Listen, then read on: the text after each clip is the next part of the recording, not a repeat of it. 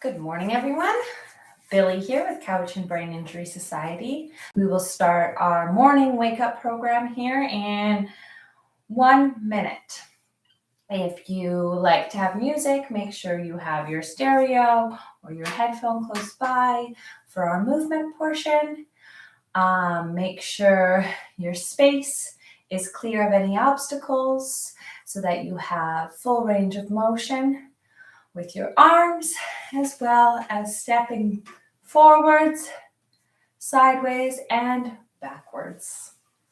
And make sure you have some water close by. We're going to get our heart rate up. I'm going to take a drink of water and let myself settle in here for a moment.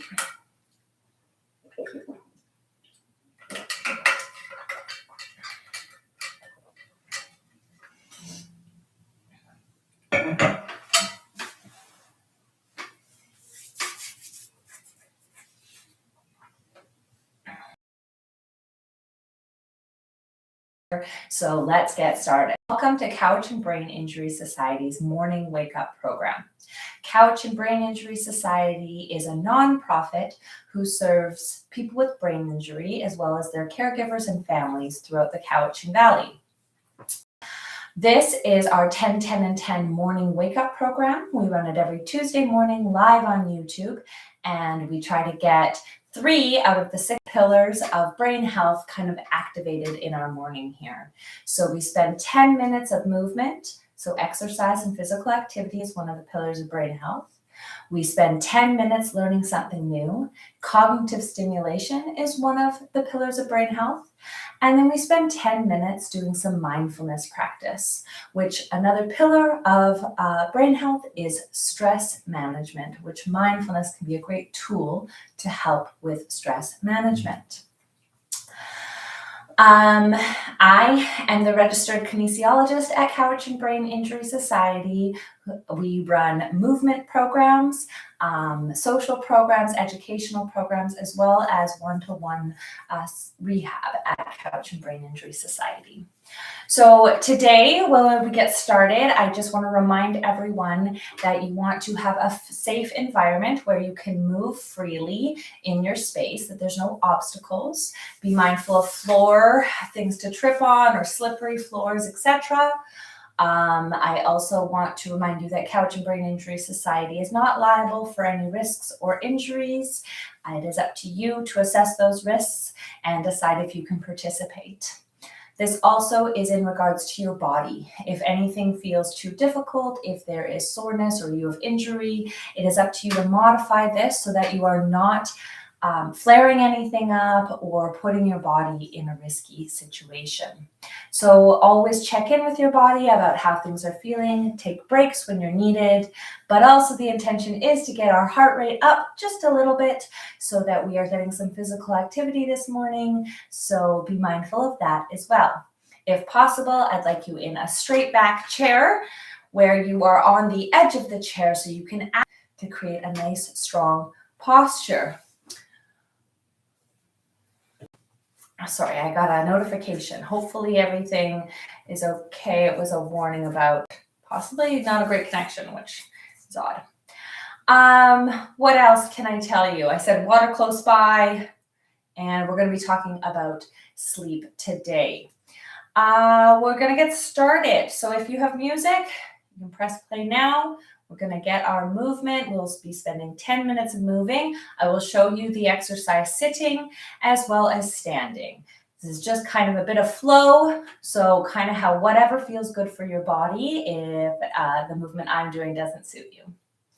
All right. Okay, let's start with some big wings. Up overhead and down. Standing.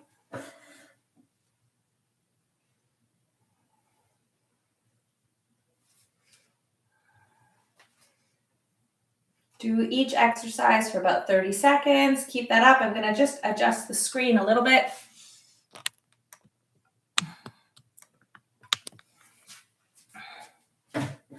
That's a bit better. A couple more seconds here. Awesome.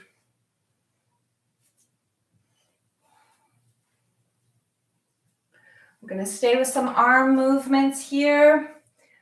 We're going to do some swimming movements. So you can start with your hands on your knees here. One arm is going back and coming forward, the other arm. Like you're swimming, front crawl, going at a pace that feels good for you. Getting this nice rotation and circle in your arms. Standing, similar. You can have a bit of a hip hinge.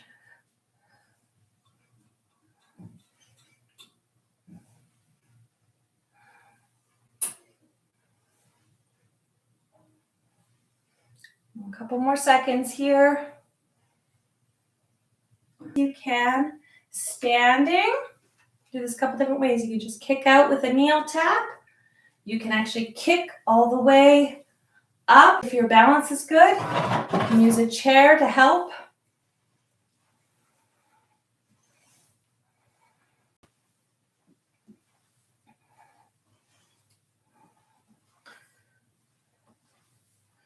Nice work. Do this for a little bit longer here.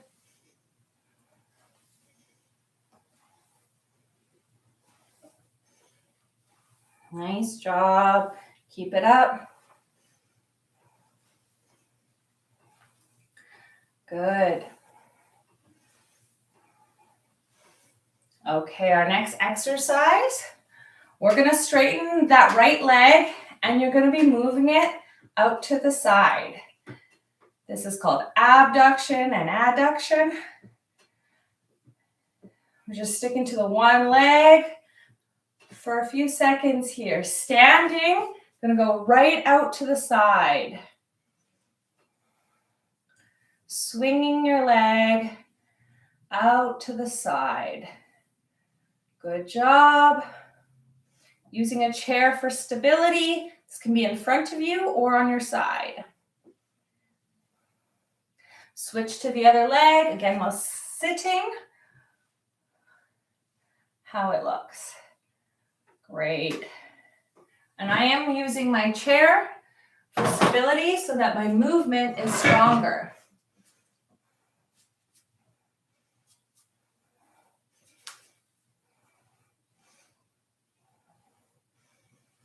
You'll feel your butt working, hopefully.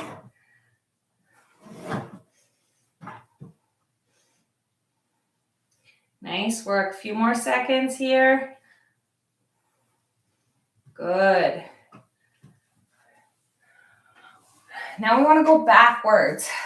So for when you're sitting, what this is going to look like is you're just going to bring that leg as far back, trying to get a bit of extension. This could be a difficult move. So if you can just go as far back as you can, great. But if you can get a little extension in your hips, what we're kind of looking for. Standing, we'll stay with a straight leg. I'm going to show you sideways.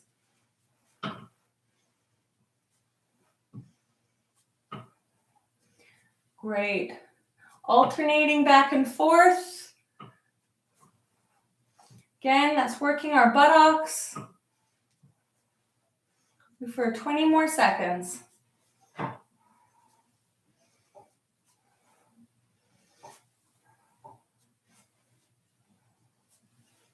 Good job. 10 more. See how my hip extends backwards. If you're standing, you're keeping a straight leg. Good. Right. We're going to do some fast feet. We're going to go up on our tippy toes, and we're going to just get our feet going here. You can get your arms going too, like you're running on the spot. Standing. I'm on my tippy toes. Again, you could have that chair in front, side view. Knees a bit bent. Good job. We're going to keep this up. Keep it up for another 30 seconds. Good work.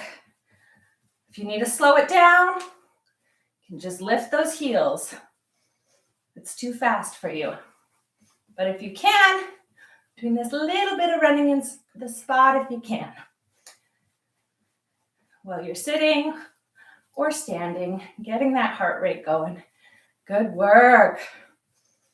Couple more seconds. Okay. We're going to do our twist and punch, one of my favorite activities. You're going to have your feet about hip width apart. You're punching and crossing your body or reaching with a bit of a twist here. Good. And if you're standing, I want to see some weight transfer.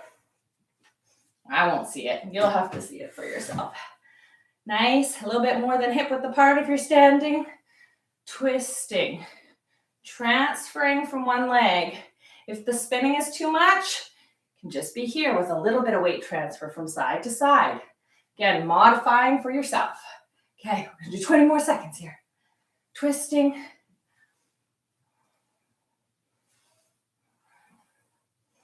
Good work. 10 more.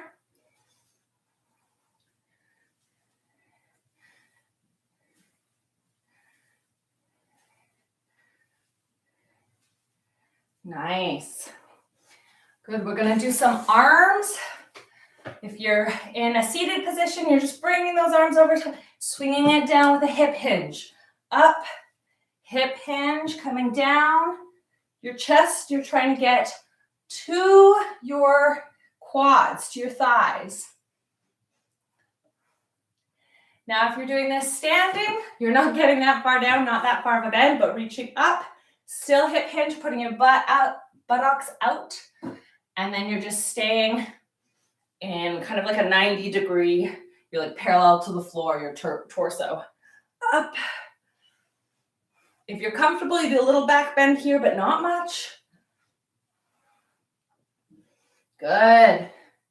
10 more seconds.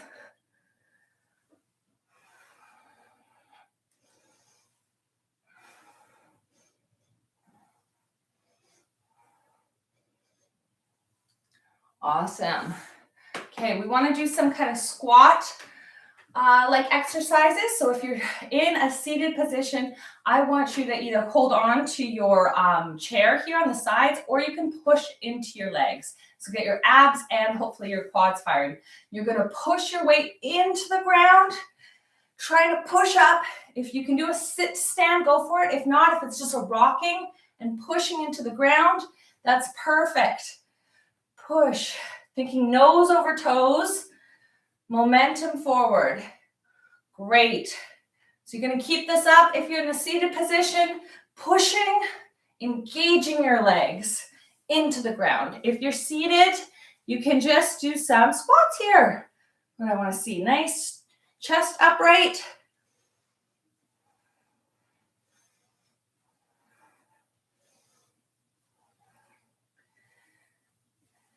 Good work.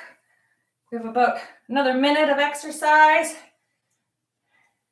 We can do this for a couple more seconds, just 5 more. Good work. Nice. Okay, let's have our arms out in front. We're going to cross them, do a couple pulses here, and then stretch back. Front, pulse, pulse, pulse, stretch back. Pulse, pulse, pulse, stretch back. Keep this up for our last 20 seconds, standing, just like this. If you want to do a little half a squat when you stretch back, go for it. Almost there.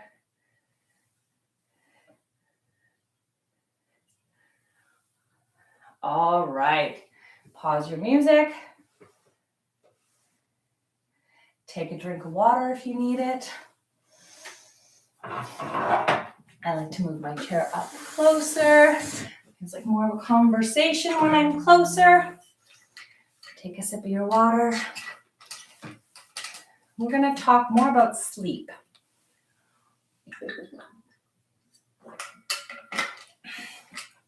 Now, we talked about, why sleep is important last time, and some of the risks having lack of sleep for a long time can pose.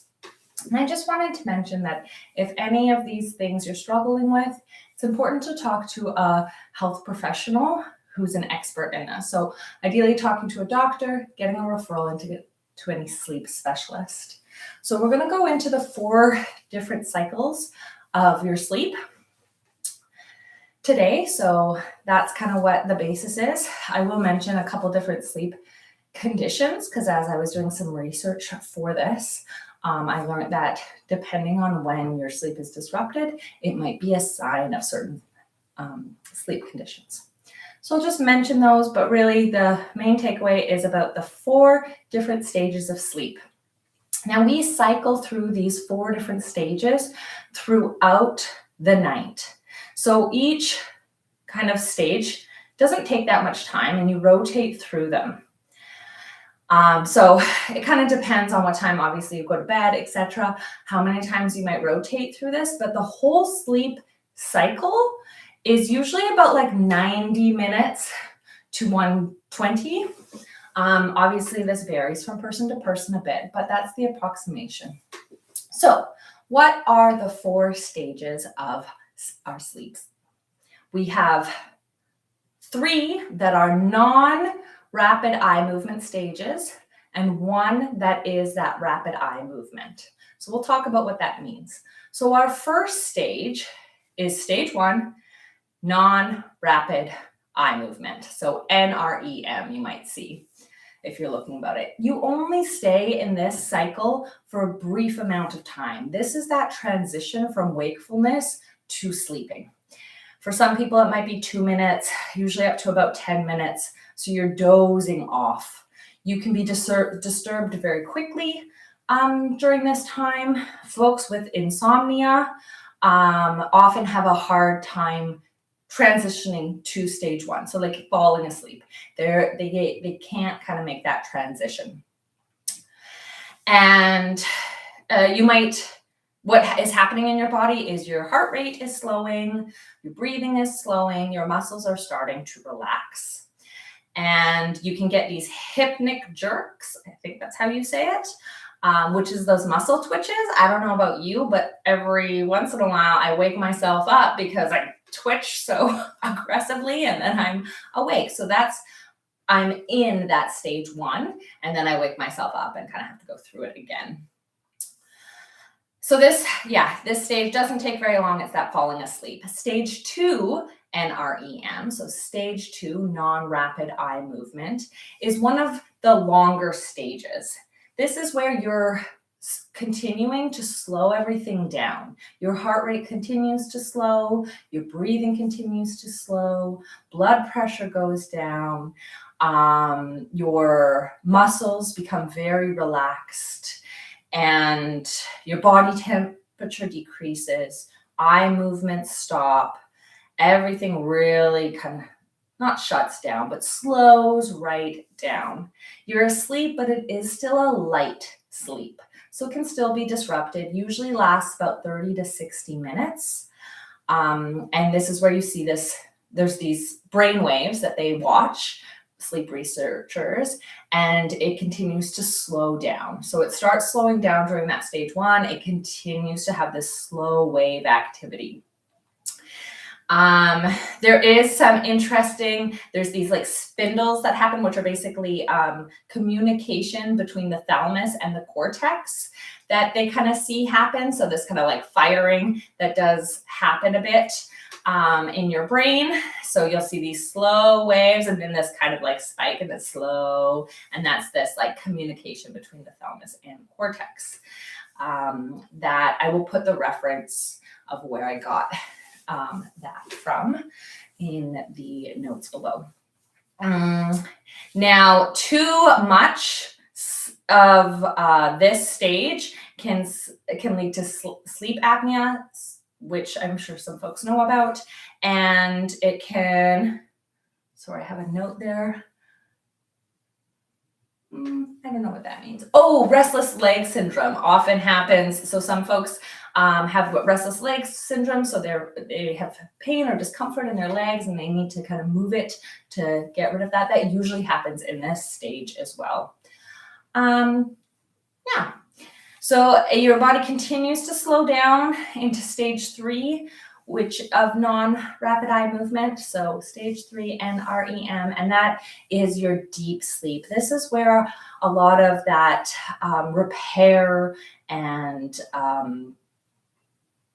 regeneration that is kind of happening. So things are getting cleared out. There's a lot of muscle repair happening here. Those brain waves continue to slow, and is the kind of one of the most important parts of feeling refreshed, rejuvenated, and the regeneration happening in your cells and tissues. That's happening in this deep sleep. So this is a really kind of important piece. You do kind of have to have those other pieces to get there.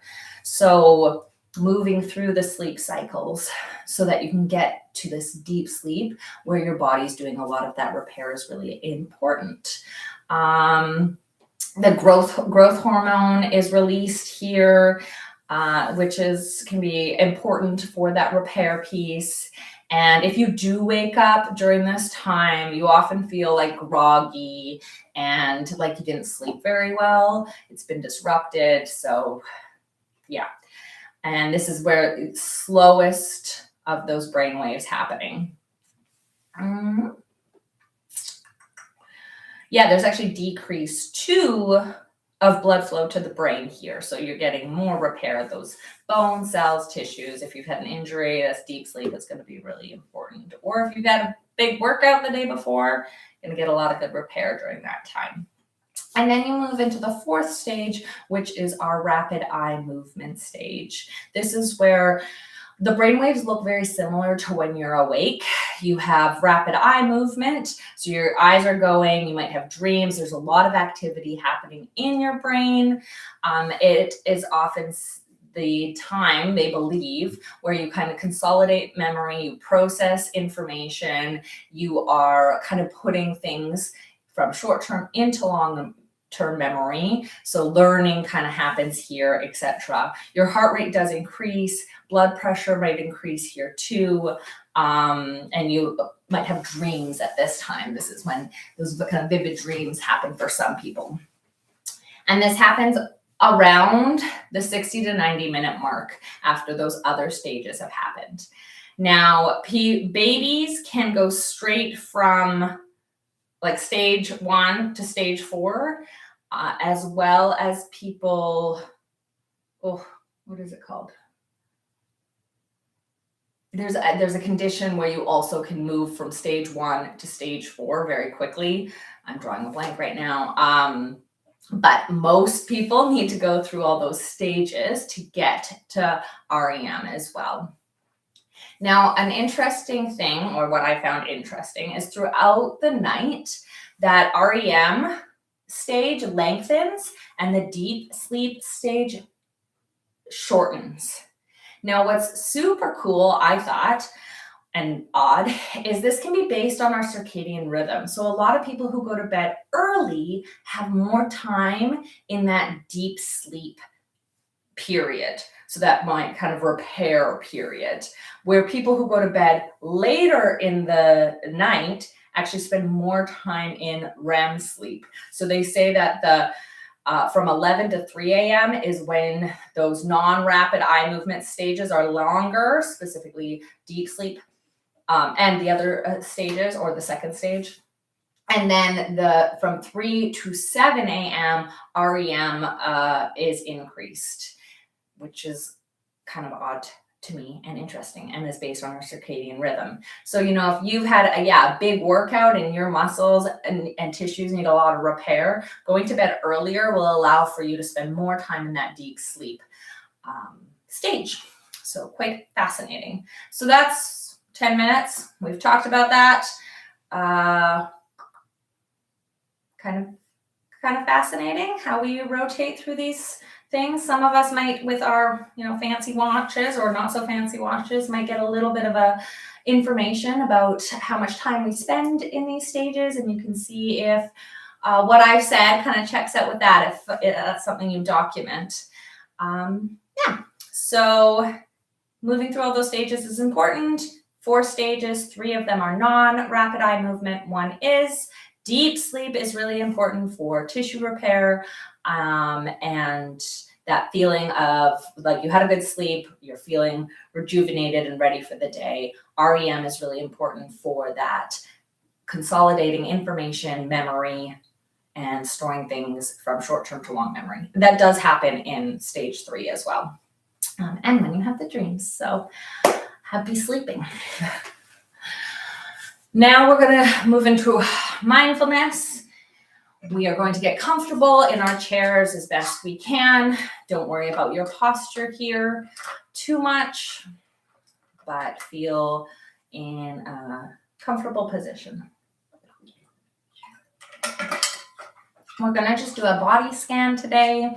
It's one of my go-tos when I'm wanting to do some mindfulness and working on stress management. So I'm going to get comfortable here, and we will start at our toes and move up.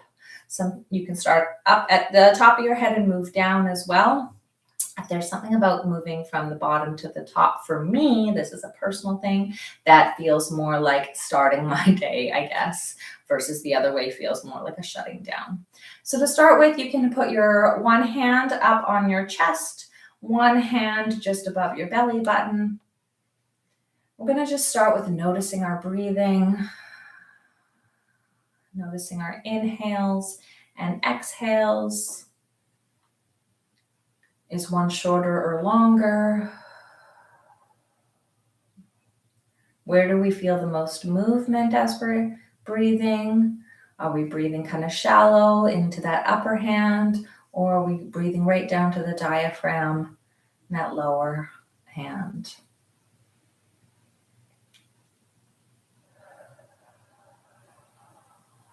I challenge you here to try to breathe down into that lower hand,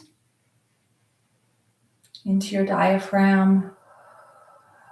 This engages core muscles. Your diaphragm is part of your core and is a muscle. So engaging that area can actually really work to get some deep muscles of the core engaged. Pushing your belly out into that hand, bringing it up and in with exhale. Okay, I'm going to close our eyes if you're comfortable. I'm going to start down at our feet. If you want to wiggle your toes a little bit to bring some awareness to your toes and your feet area. Just going to notice your feet. You might notice them placed on the ground, or if they're crossed, what are they doing? How are they feeling? There's no judgment here.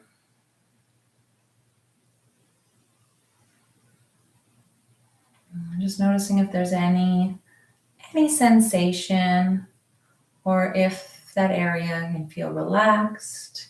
You can think about those muscles hanging off of the bone,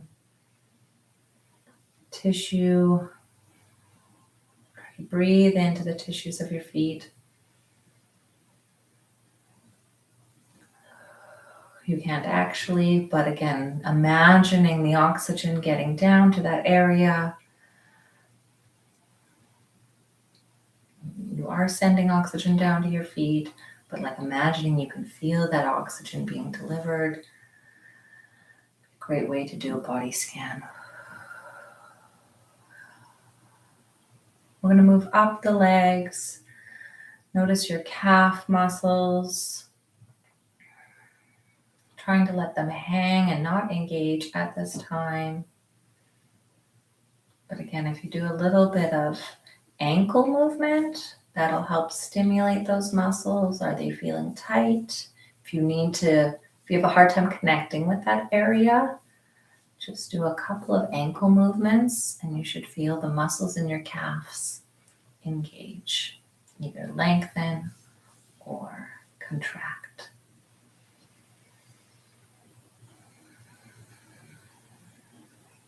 Noticing your knees.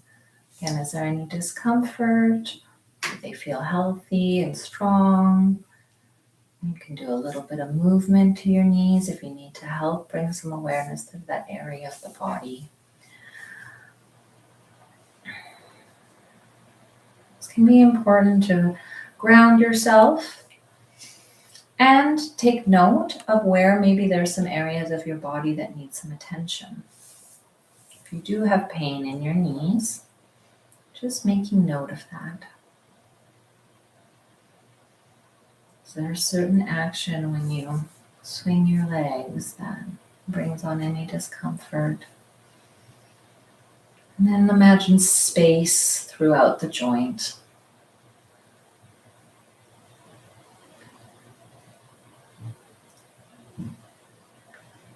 Now bring our attention up to our thighs, both the front, our quads, as well as our hamstrings. You might feel the chair pushing up against your hamstrings.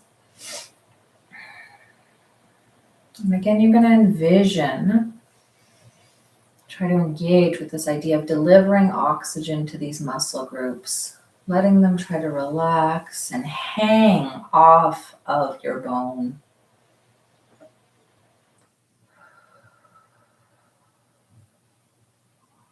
Imagine space throughout the tissues.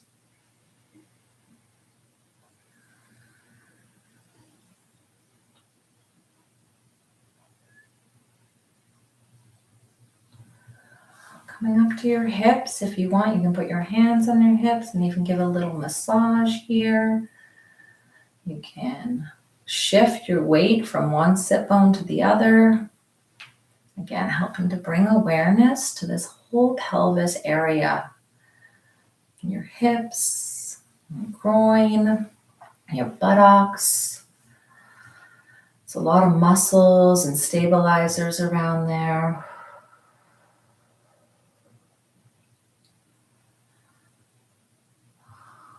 Allowing for some relaxation, and again, thinking about that hip joint and that there's space and movement through that joint.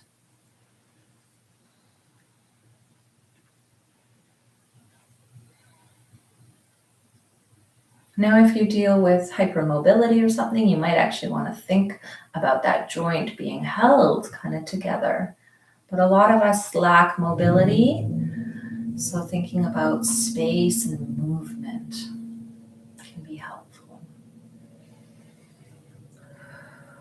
Thinking about an opening of that pelvis area. Let's move up to our tummy. This is our core. I often think of this area as a corset and stabilization for my spine, keeping me grounded and strong for the rest of my body.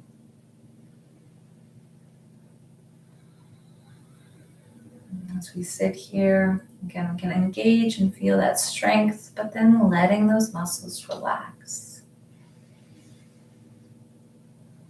They're a support system, but they also need a break sometimes. Awareness to that lower back area.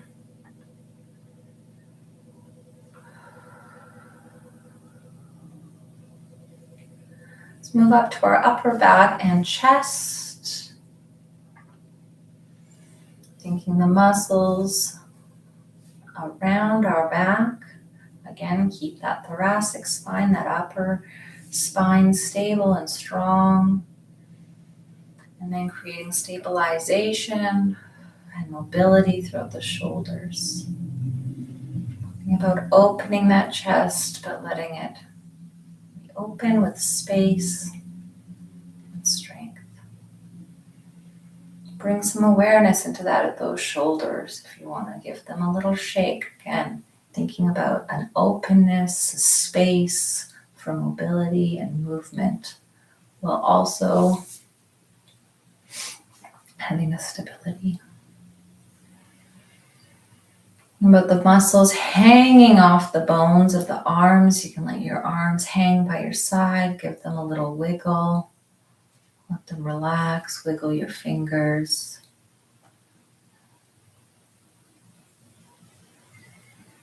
Again, imagining oxygen being delivered to the tissues, your muscles, your fascia, your ligaments, cartilage, bones.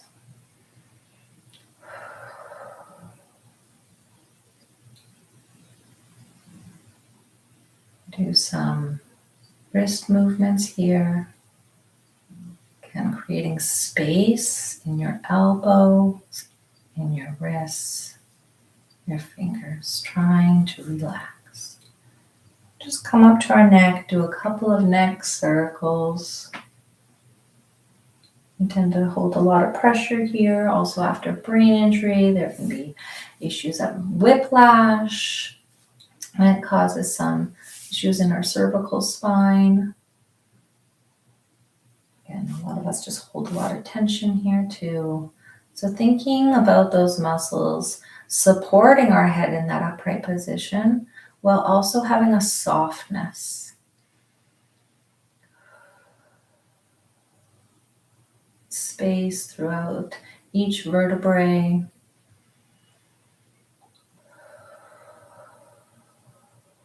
Lastly, we're going to bring some awareness to our face.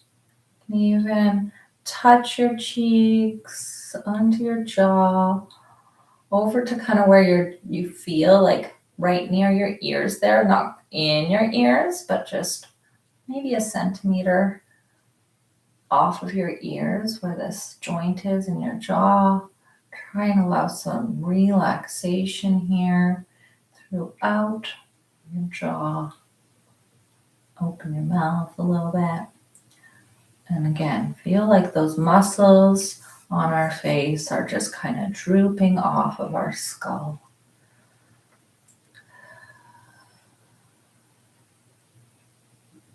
Again, this idea of both strength and support with softness.